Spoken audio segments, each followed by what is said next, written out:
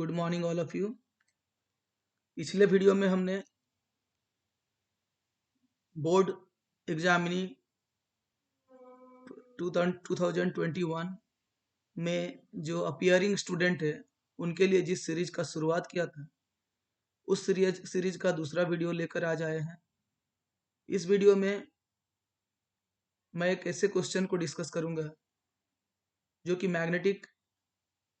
Magnetism से related है, जिसमें ये क्वेश्चन पूछा गया है कि derive an expression for magnetic field at a point on the axis of a current carrying circular loop, यानी कि किसी धारावाही वृत्ताकार लूप के अक्ष पर स्थित किसी बिंदु पर चुंबकीय क्षेत्र के लिए व्यंजक प्राप्त करें।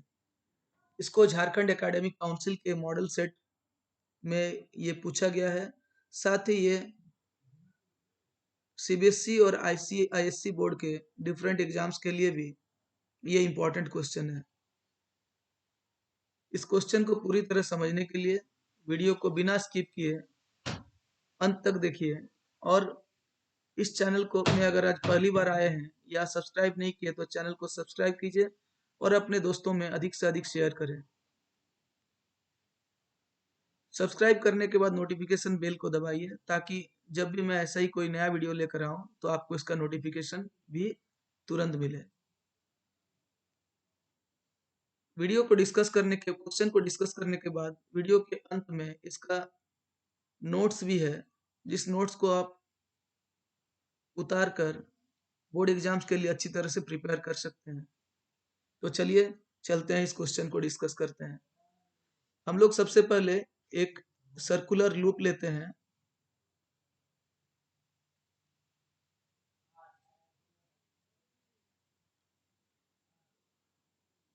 तो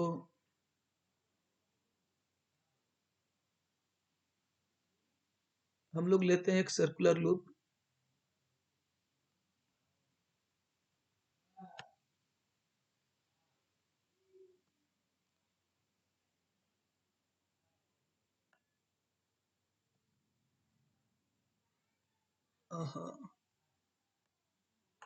ये एक हमारा सर्कुलर लूप है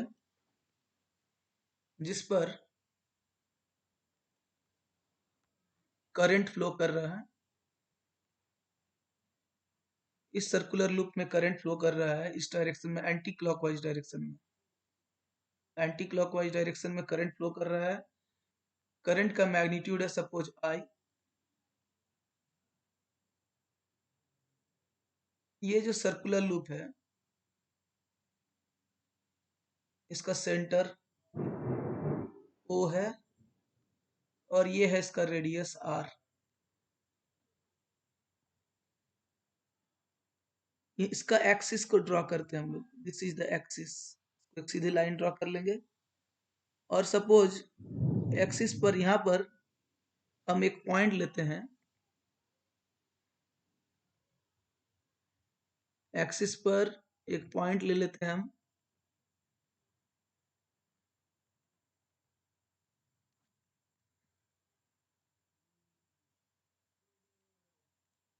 ये है एक्सिस पर एक पॉइंट,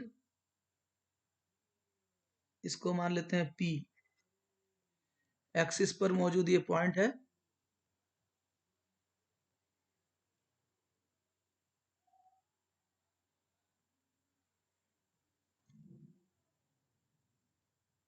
P, जहां पर कि इस क्वेश्चन में मैग्नेटिक फील्ड फाइंड करने के लिए कहा गया है। अब हम लोग इसके सरकमफेरेंस में दो एलिमेंट लेते हैं। Current element. करंट एलिमेंट किसी कंडक्टर में करंट फ्लो हो रहा है जिसमें, उसमें से एक छोटा सा लंबाई एलिमेंट्री लेंथ को लेना है, तो उसे हम लोग कहेंगे करंट एलिमेंट, जो कि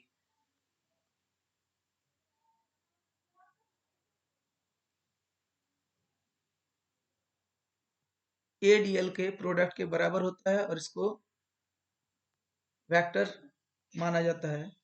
इसी के डायमेट्रिकली ऑपोजिट डायरेक्शन में, यानी कि इधर एक सिमिलर एलिमेंट लेते हैं। देखिएगा, ये अगर यहाँ पर इधर है तो इसका एरो होगा इस साइड में, यानी कि दोनों का डायरेक्शन अपोजिट है। सपोज इसका ये जो एलिमेंट है ये ए डैश डी एल है, यानी कि यहाँ पर एक पॉइंट हमने लिया ए और डीएल एक एलिमेंट्री लेंथ है। यहाँ पर एक पॉइंट है डायमेट्रिकली अपोजिट पॉइंट में ए डैश पॉइंट, जिसका लेंथ है डीएल, यानी कि बराबर लंबाई का डायमेट्रिकली अपोजिट पॉइंट्स में दो एलिमेंट लिए, एक पॉइंट ए में और एक पॉइंट उसका बी है, और हमें मैग्नेटिक फील्ड फाइंड करना है इस पी पॉइंट में। सपोज सेंटर ओ से पी का डिस्टेंस है एक्स, और हम इसके सेंटर एलिमेंट के सेंटर ए से पी पॉइंट को ज्वाइन करते हैं। ये मान लेते हैं आर है और ये एंगल है अल्फा।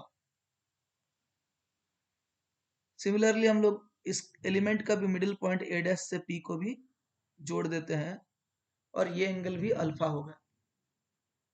अब हमने मान लिया है कि आर रेडियस है,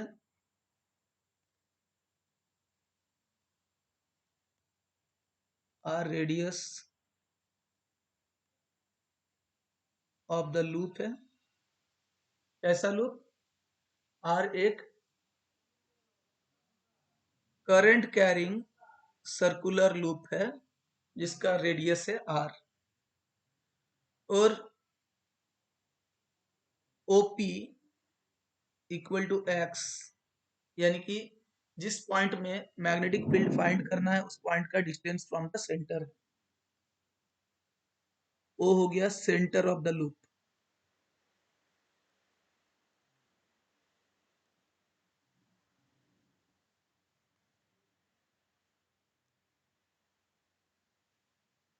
सेंटर ऑफ द लूप। अब हम लोग यहाँ पर अगर मैग्नेटिक फील्ड फाइंड करते हैं तो मैग्नेटिक फील्ड का फॉर्मूला है dB equals to, Biot Savart law आपने पढ़ा होगा, ये बायोट सेवर्ट लॉ से mu naught by 4 pi I D L sine alpha by R square होता है। यहाँ पर dB का मैग्नीट्यूड के लिए तो ये ठीक है, बट डायरेक्शन क्या होगा? dB मैग्नेटिक फील्ड इंटेंसिटी इस dl एलिमेंट के लिए है, तो इसका डायरेक्शन फाइंड करने के लिए हम लोग राइट हैंड स्क्रू रूल लगाएंगे। तो राइट हैंड स्क्रू रूल कहता है कि dB का डायरेक्शन जो है इस dl और r के ऊपर परपेंडिकुलर होगा। यहाँ देखिए, एक वेक्टर है r, दूसरा वेक्टर है dl, तो dl क्रॉस r अगर है तो हमें इसका प्रोडक्ट के ऊपर डिपेंड करता है dB का डायरेक्शन, dB के डायरेक्शन, यानी कि dB का डायरेक्शन जो होगा according to the rule of cross product, dB dl और r दोनों पर परपेंडिकुलर होगा। तो ये डायरेक्शन हम लोग ऐसे लेते हैं, PQ के डायरेक्शन में dB लगेगा, this is the direction of dB। Similarly इस एलिमेंट के लिए, ये जो ए डैश पॉइंट में जो एलिमेंट है उसके लिए अगर dB लेंगे तो इसका perpendicular, this is suppose Q dash. तो हम लोगों ने यहाँ पर दो डायमेट्रिकली ऑपोजिट पॉइंट ए और ए डैश पर सिमिलर लेंथ का दो एलिमेंट लिया था, और दोनों के लिए dB को हमने निकाला, एक हो रहा PQ के डायरेक्शन में एंड दूसरा PQ डैश के डायरेक्शन में।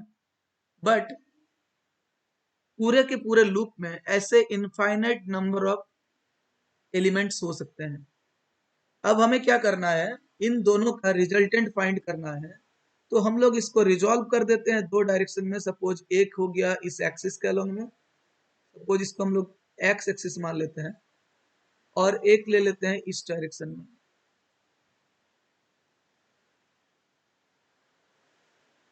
ये सपोज हम लोग एन लिखते हैं, तो यहाँ से क्या हो जाएगा, यहाँ से एक परपेंडिकुलर ड्रॉ कर देंगे।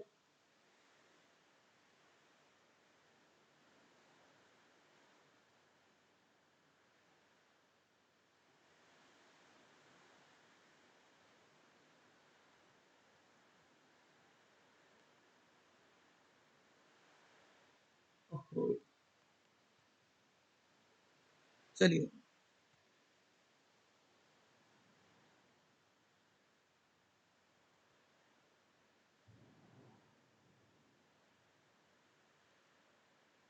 पी एन यहीं तक होगा जो कि इसका एलिमेंट होगा, और दूसरा एलिमेंट हम लोग इधर ड्रॉ कर लेते हैं, ये यहाँ तक। सपोज ये हो गया। सिमिलरली इसका भी दो एलिमेंट ले लेते हैं, एक लेते हैं इधर, यहाँ से हम एक परपेंडिकुलर ड्रॉ कर लेंगे। तो ये हमारा सपोज है एंड एस। तो अगर ये अल्फा एंगल है तो ज्योमेट्री से ये एंगल भी क्या होगा, अल्फा होगा, ये भी अल्फा होगा। अब देखिए सिमिलर लेंथ है, करंट इक्वल फ्लो हो रहा है, तो और दूरी भी आर दोनों के केस में बराबर है। तो यहाँ पर डीबी का ये जो एलिमेंट होगा और इस डीबी का जो ये एलिमेंट होगा, दोनों मैग्नीट्यूड दोनों का इक्वल होगा। लेकिन क्या एक डीबी जो कि हमने पहले जो डीबी हमने लिया है, इस डीबी का कंपोनेंट वर्टिकल कंपोनेंट और इस डीबी का वर्टिकल कंपोनेंट दोनों एक दूसरे को कैंसिल नहीं करेगा। तो वर्टिकल कंपोनेंट्स जो होगा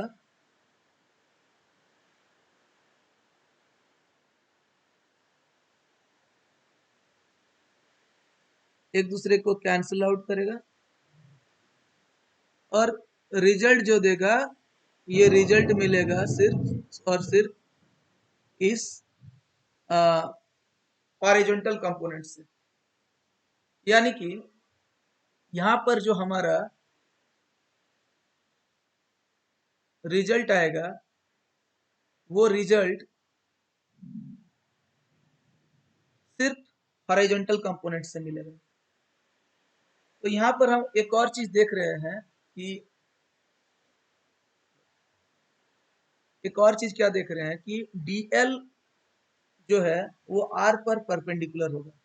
कैसे होगा कि डीएल जो है, देखिएगा ये एक हमारा कॉयल है और इस कॉयल पर एक एलिमेंट लिए और यहाँ से जब ज्वाइन किए हैं तो ये एक हमारा जस्ट लाइक अ टेंजेंट होगा। टेंजेंट जो है इस पर परपेंडिकुलर हो जाएगा। तो डीएल और आर एक दूसरे के परपेंडिकुलर होने के कारण से हमारा जो डीएल क्रॉस आर होगा वो 90 डिग्री होगा।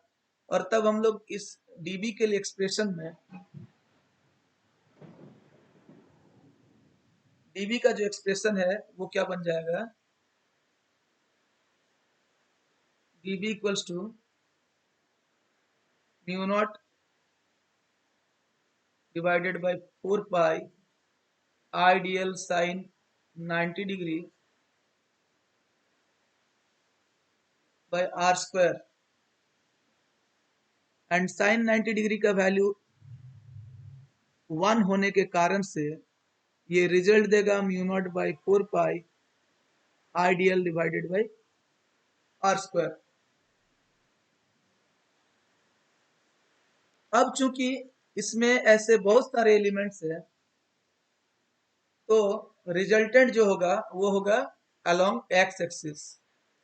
रिजल्टेंट किधर होगा, resultant of dB will be along x axis. तो इस रिजल्टेंट को हम लोग क्या लिखेंगे, डीबी एक्स लिखते हैं सपोज। इसको अगर मैग्नीट्यूड को लिखेंगे तो ये होगा mu naught I D L by 4 pi R square into sine alpha, ये स्क्वायर है। अब साइन अल्फा इक्वल टू क्या होगा, देखिए यहाँ पर डायग्राम में साइन अल्फा यहाँ से ले लेंगे, ये राइट एंगल ट्राइंगल है। साइन अल्फा इक्वल टू होगा परपेंडिकुलर डिवाइडेड बाय हाइपोटेन्यूज, यानी कि R by smaller, R by smaller. Again smaller equal to होता है small R square, small R equal to Pythagoras triangle यहाँ थ्योरम यहाँ पर apply करेंगे हम, तो ये होगा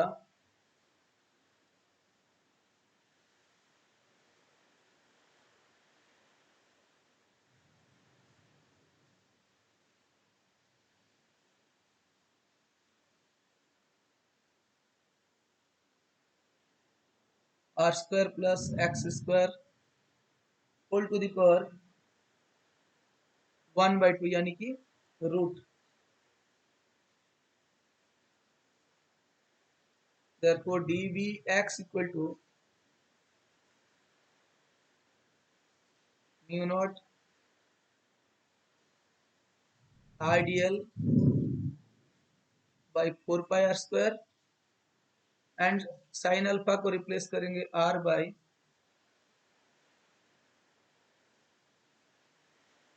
स्मॉल r से, तो ये बन जाता है म्यू नॉट आइडियल बाई 4 पाई, यहाँ पर r होगा और नीचे यहाँ पर स्मॉल r का क्यूब हो जाएगा, नीचे आर स्क्वायर इंटू आर मिलकर हो जाएगा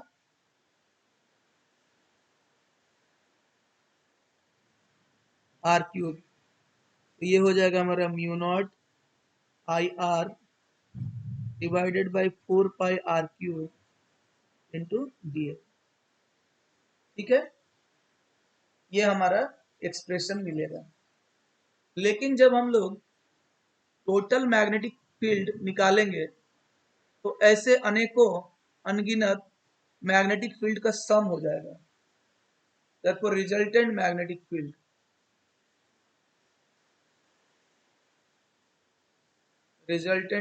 फील्ड या नेट मैग्नेटिक फील्ड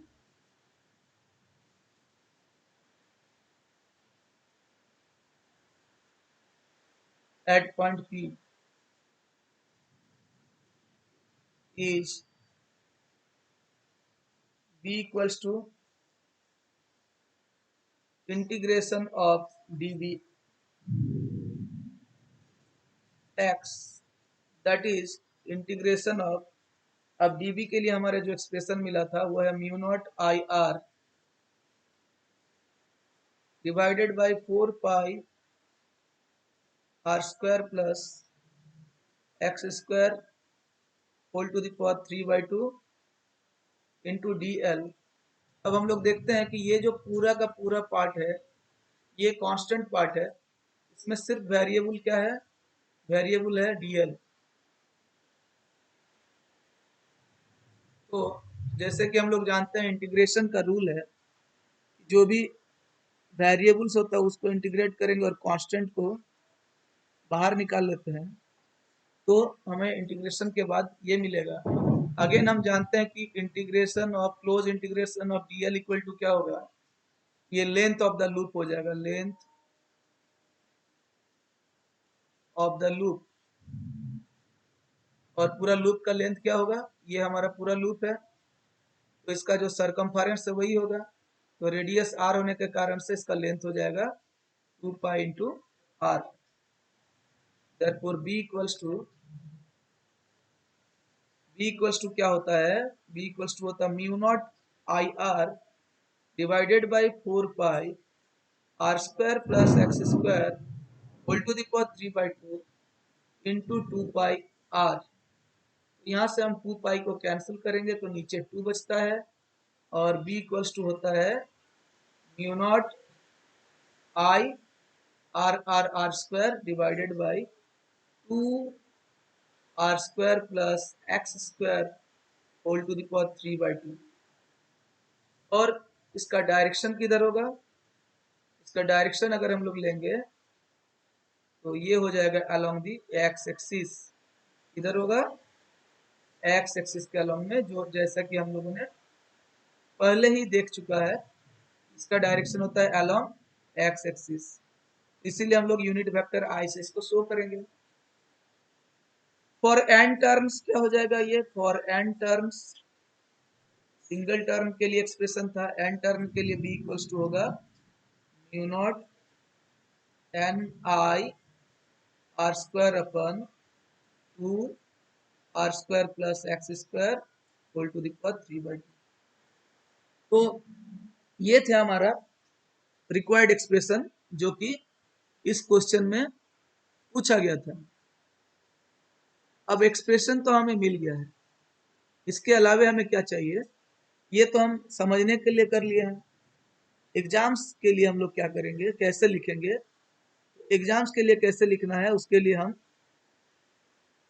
एक एक स्लाइड इसके बाद हम दिखाते हैं। वो स्लाइड आप पॉज करते हुए नोट कर लीजिएगा। देखिए ये हमारा स्टार्ट था, derive an expression for magnetic field at A point on the axis. तो सबसे पहले हम लोग ये हेडिंग देंगे, देन ये कंसिडर करेंगे कि आर रेडियस का सर्कुलर लूप है जिसमें करंट आई फ्लो कर रहा है। लूप जो है plane perpendicular to the plane, मतलब जो पेपर है उस पर परपेंडिकुलरली लूप को रखा गया है। पी है हमारा पॉइंट ऑफ ऑब्जर्वेशन जो कि सेंटर से एक्स डिस्टेंस पर है। सारा चीज हमने यहाँ पर मेंशन किया है जैसा कि एक्सप्लेन कर रहे थे, और फिर हम ये एक्सप्रेशन को लिखे हैं। तो आप वीडियो को पॉज करते हुए और पूरा नोट्स को उतारिएगा और हूबहू एग्जाम्स में आप इसको उतार दीजिए। ठीक है, सारा चीज जो मैंने अभी समझाया था ये सारा मेरे हैंड रिटन है, आप देख रहे हैं। वो सारा चीज मैंने यहाँ पर इक्वेशन वाइज शो किया है। आप इनको लिखिए, कॉपी में नोट कीजिए, चाहे तो इसको स्क्रीनशॉट लेकर प्रिंट आउट भी निकाल सकते हैं और पढ़िए और एग्जाम्स में जम के मार्क्स उठाइए। तब तक के लिए आपको गुड बाय। मुझे उम्मीद है कि ये वीडियो आपको अच्छा लगा होगा, तो प्लीज़ इस चैनल को सब्सक्राइब कीजिए और नोटिफिकेशन बेल को प्रेस कीजिए ताकि जो भी नया वीडियो हम बनाएं उसका नोटिफिकेशन आपको तुरंत मिले। और इस वीडियो को अपने और भी दोस्तों तक पहुंचाने के लिए शेयर जरूर कीजिएगा। Thank you.